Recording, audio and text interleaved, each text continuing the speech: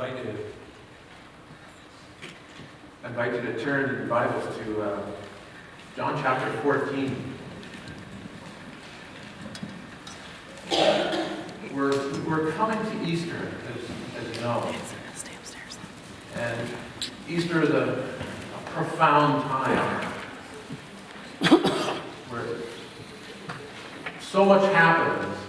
And the Gospels spend so much time in the period leading up to Easter and surrounding it. And oftentimes we don't seem to spend enough time there. There's just so much. So in these 3 weeks leading up to Palm Sunday and Easter after that, I'm just looking at a few of the things that Jesus had to say. I'm calling this series Last Words. Not words from the cross, but some of the last things that Jesus said to his disciples before he was arrested. We know that for a lot of people, their last words are the ones that seem to matter the most, right? Before their death, or one of their final words, the last thing they want to say, they say the things that are the most important, need to be remembered the most. Well, we could spend a lot of time going through the things that Jesus said, particularly in these chapters of John 13, 14, 15, 16, 17. But we're only spending a little bit of time. Last week we looked at Jesus washing the disciples' feet. And that was a lesson that was hard for them to learn. The disciples would have been really humbled by this. If you remember the setting, they're looking to eat the Passover supper. This is a big thing. Jesus has built it up. He says how much he's been looking forward to it.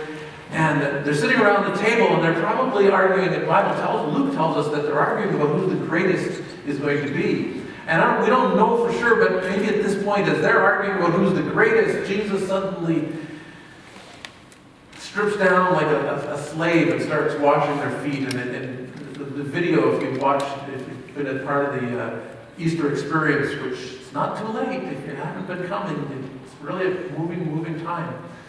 Just you see in the video this wave of silence go across the room as the disciples are around the table, and then one by one they sort of nudge each other as Jesus is, without a word, washing their feet. And from this proud and boastful, and I'm the most important, and forget you guys, you just see the silence and their faces drop, and you can see how humbled they are by this, because his actions alone say so much. Being humbled is never a pleasant experience, is it? Nobody likes that. It's one thing to be humble, but for somebody to do something that humbles us, we don't ever feel good. And Jesus then challenges them and he says, I've given you an example. Now, go and do the same kind of thing. Forget about being great in the kingdom. Forget about who's greatest. Go and be the servant of all. And we don't want to do things like that, do we? We like to be served. We want to go to that resort where they do everything for us, They bring us our food, they clean our rooms. I don't have to do anything except just sit there and soak in the sun. Right? That's what we want. And Jesus is saying, no, that's not your life. I don't think they're feeling very good. But Jesus did have some positive words to say there. He did tell them, that they were clean. That they were his. He really had washed them. And they could take heart in that. But we get into verses 18 to 21 in John 13. And just as Jesus is saying these good things, you guys are good, you're clean. Don't worry. Then he comes up with some words that are going to be even harder. He says this, you're clean, but not all of you. I know who I have chosen. But this is to fulfill the passage of Scripture. He who shared my bread has turned against me. I'm telling you now before it happens, so that when it does happen, you will believe that I am who I am. Very truly, I tell you, whoever accepts anyone I send accepts me. Whoever accepts me accepts the one who sent me. And after this, Jesus was troubled in spirit. There's an understatement for you. He was troubled in spirit, and he testified. Again, you got a picture. You put yourself in the scene. Jesus said, very truly, I tell you, one of you is going to betray me. Picture yourself. Use your imagination for a minute. Imagine yourself, you're sitting in that upper room, and you've been celebrating the Passover. You've been boasting that you're the greatest, but okay, you're humbled now. Okay, I can handle that. But now what? For those of you who've done the 40 days in the Word, we call this the picture it method of Bible meditation. Just put yourself into the scene. Try to picture what's going on. See the other disciples. See Jesus having just got up from washing your feet. Ask yourself, how would I feel if I were involved here? How would I feel as I'm sitting there humbled and challenged, and then suddenly Jesus says, one of you is going to betray me? What would you say? What would you do?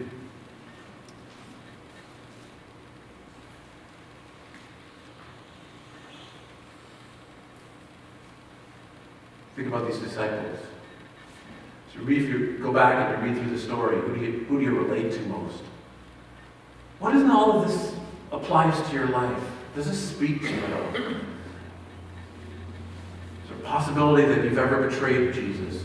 Do you have a concern about that you might be the one who betrays Jesus? What's God trying to say to you? What does God want you to do?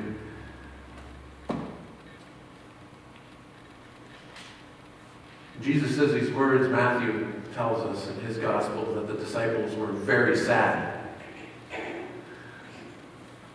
feel that? You relate to it?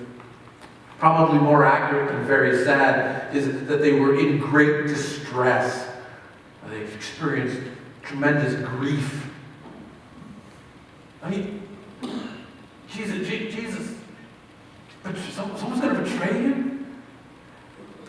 Now, 5 minutes beforehand, as they're boasting, they're going to think, yeah, it's probably this guy or it's that guy, because it wouldn't be me. But all of a sudden, they've been humbled and they know that they've been wrong. And the Bible tells us that instead of thinking that it's the other guy, they're all worried but Jesus, surely I'm not the one. Not me, is it? From boastful to doubtful.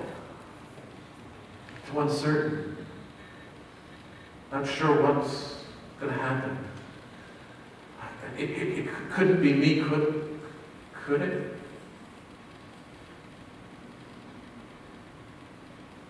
Peter, of course, in his bold and blustery way says, not me, can't be me. Jesus goes on and says, Peter, let me tell you, before the rooster crows tonight, you will say 3 times that you don't know me.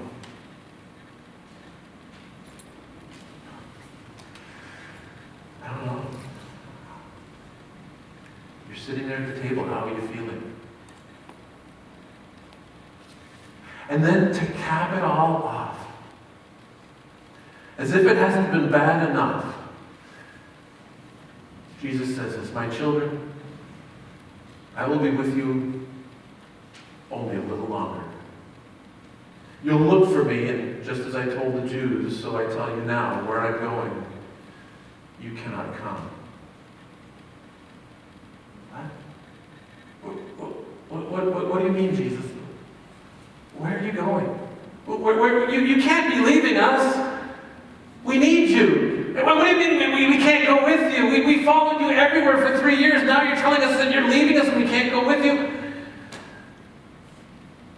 Everything is going from bad to worse, isn't it? This is not a good evening if you're a disciple.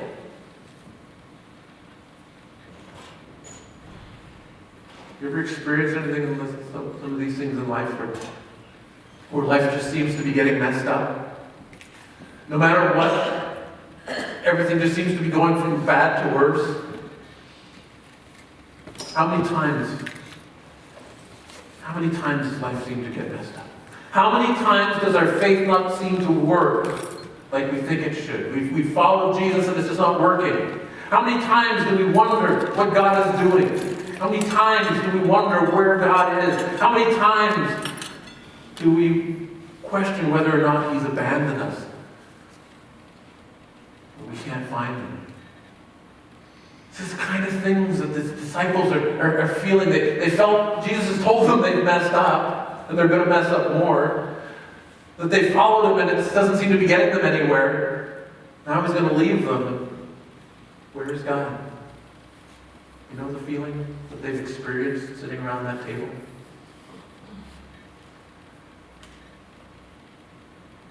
It wasn't a good evening. Then we come to chapter 14. In the midst of all this anxiety and great distress, Jesus looks at them and says, "But don't let your hearts be troubled." Sure, that's easy for you to say. Don't let your hearts be troubled. Trust in God. Trust also in me. In my Father's house are many rooms. If it were not so, I would have told you. I'm going there to prepare a place for you. And if I go and prepare a place for you, I will come back and take you to be with me, that you also may be where I am. You know the way to the place where I'm going.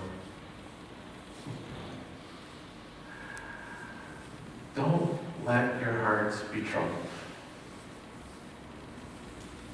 You know, it's interesting how Jesus said that. You know, it really comes up to like him saying, don't let this stuff get to you. All this stuff, don't let it get to you. Don't let it get you all worked up. Don't get discouraged. I've given you all the bad news, but don't let it get to you. And it's interesting, you know, the way Jesus says it, it's actually kind of a command. It's like commanding you, don't worry. How can you command me to not worry if all this bad stuff's happening? But you know, when Jesus uses this imperative, this command, he's telling us something that's really important. He's telling us that we're capable of not worrying. He's not going to tell us to do something if we can't do it. That's not in his way. So when he says to us, don't be discouraged, don't let your hearts be troubled in all the midst of all the difficulties, he's saying, you can be at peace. And I want you to know that. But you got to choose that. That's easy to say, isn't it? I mean, how? When someone gives you all the bad news, and it just hits you like a brick, like a truck, right? But there's a difference between our initial reaction, how we initially respond to something, and what we do with that.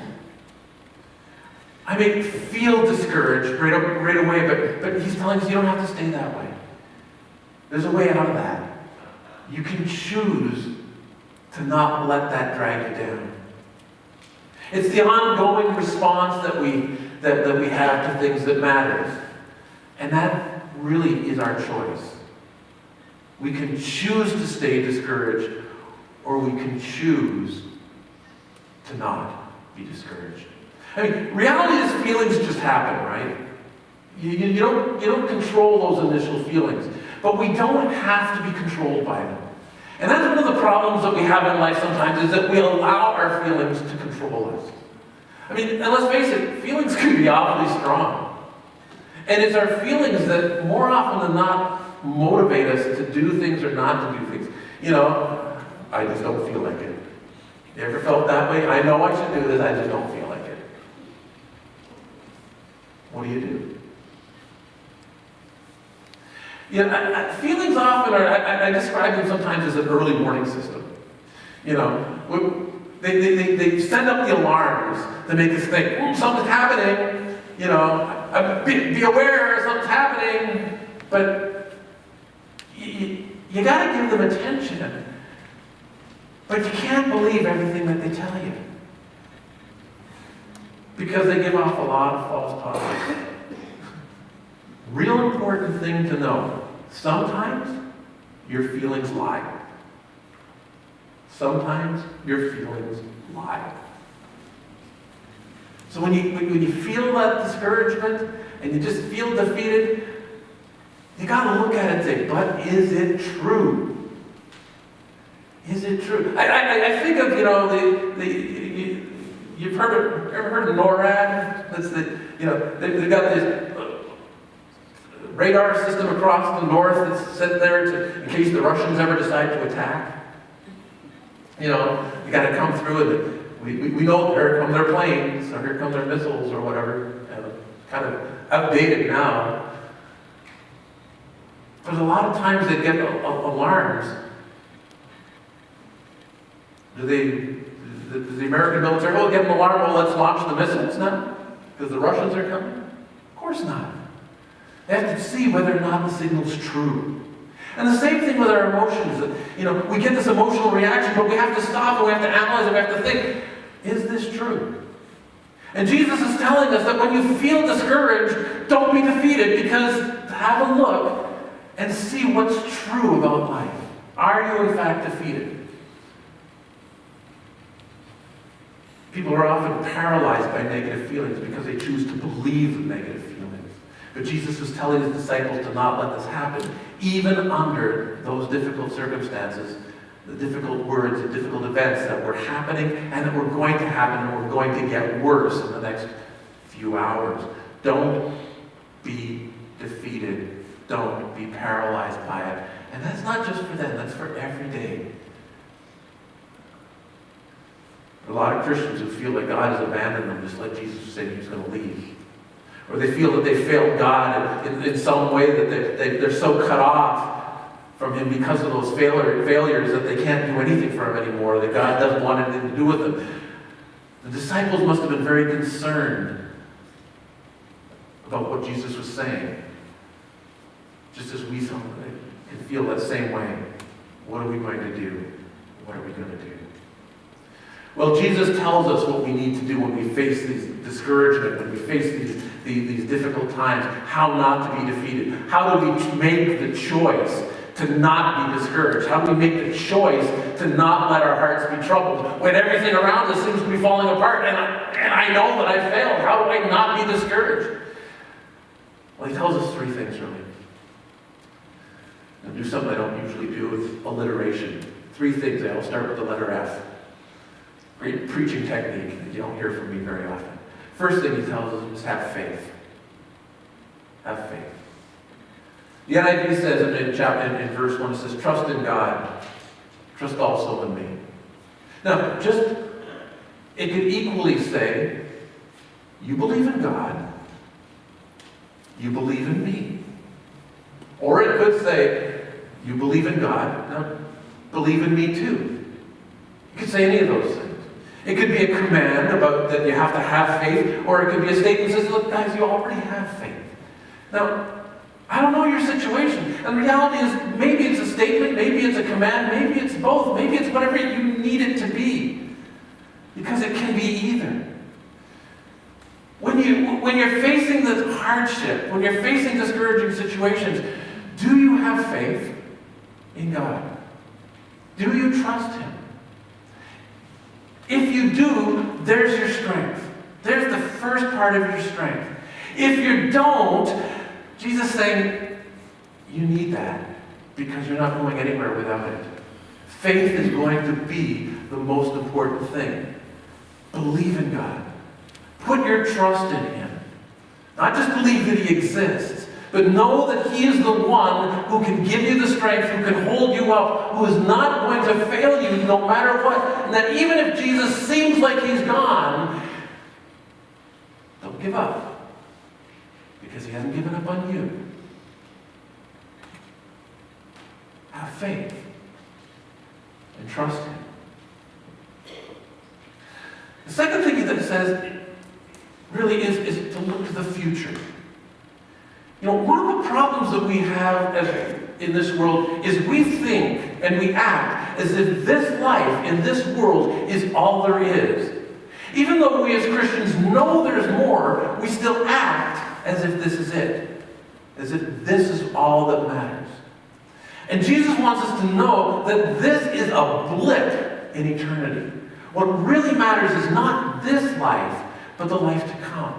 And he gives them this assurance, this promise that allows them to keep their eyes focused on that there's something beyond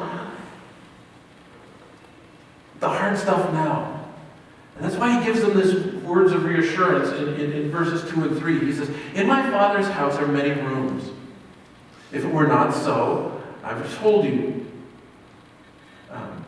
If it were not so, would I have told you that I go to prepare a place for you?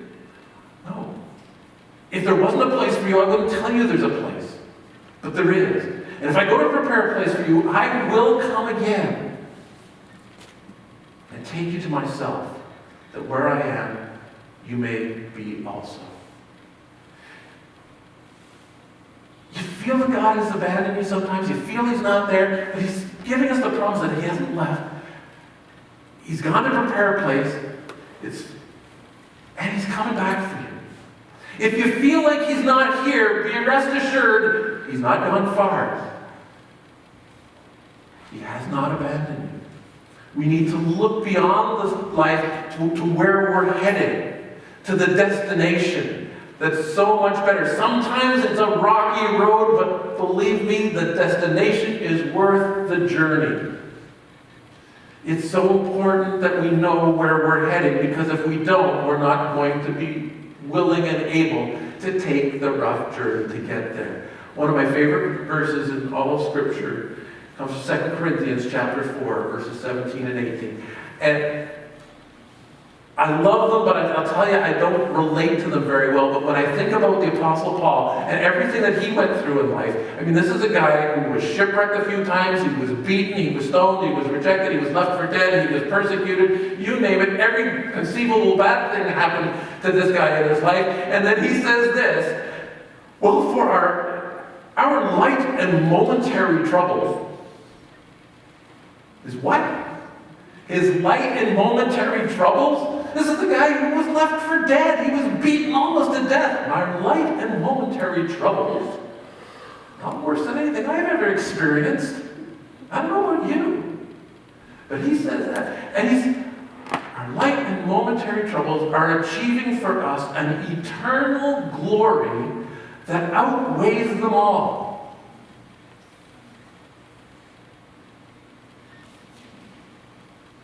What's out there is so much more. So he says this, look at this. So we fix our eyes not on what is seen, not what's around us, not what's in this life. We fix our eyes not on what is seen, but what is unseen. Since what is seen is temporary, but what is unseen is eternal. Anything that happens in this life is going to pass. It's going to be gone. It's going to be done. But Jesus has gone to prepare a place for you and for me and for any person who trusts in him. And that place is eternal. And nothing can shake that. Nothing can take that away from us.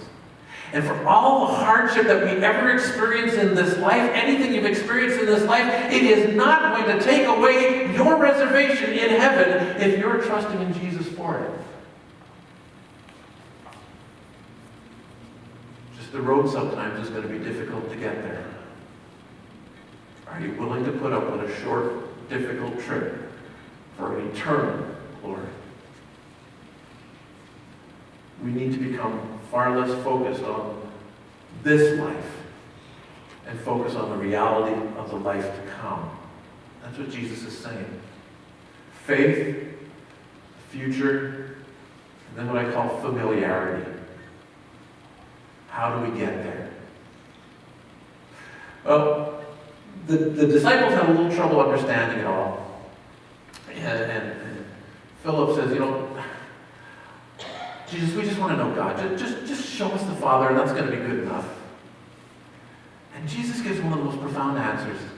He looks at Philip and he says, don't you know me, Philip? Show us the Father, Jesus. Don't you know me, Philip? What's he saying? Even after I have been among you such a long time, anyone who has seen me has seen the Father. So how can you say, show us the Father? You've already seen him. Some of the most profound words that ever came off the lips of Jesus, at least for us human beings. I am the way. The emphasis on the word I. I am the way, Jesus said. I am the way. I am the truth. I am the life. It's all about Jesus, isn't it? Look to him. Because he's the one who's going to get us there. He's the one who's able to keep our hearts from being troubled. Without him in our lives and what he's doing in our lives, we haven't got a hope. It's like we said with the kids, the strong man is too strong for us. But Jesus is even stronger. Jesus is even stronger. In the book of Hebrews, it tells us to keep our eyes fixed on Jesus, the author and the perfecter of our faith. Because he's the key to success and not letting things defeat us. Life may be difficult. Life may be getting worse. But you don't have to let your hearts be troubled. Faith in Jesus. Focus on the future he's prepared for you. Keep your eyes fixed on him. And you'll get there. Let's pray. Our Father God,